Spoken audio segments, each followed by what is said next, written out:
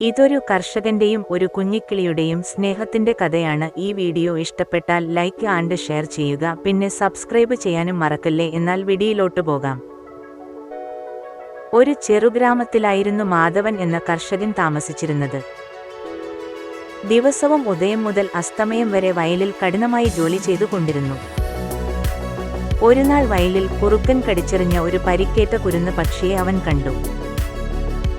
അതിനെ വീട്ടിലെത്തിച്ചു അതിന് കഞ്ഞി കൊടുത്ത് അതിന്റെ പരിക്ക് ശുശ്രൂഷിച്ചു. കുറച്ചു ദിവസങ്ങൾക്കകം പക്ഷി സുഖം പ്രാപിച്ചു തിരികെ കാട്ടിലേക്ക് പറന്നുപോയി. പക്ഷേ അതേക്കാൾ അത്ഭുതകരമായി ഗ്രാമവാസികൾക്ക് തോന്നിയത് എന്തെന്നാൽ, പക്ഷി ഓരോ ദിവസവും മാധവന്റെ വീട്ടിലേക്ക് വരികയും ചിറകുപറത്തി ആ നന്ദി അറിയിക്കുന്നത് കണ്ടിട്ടാണ്.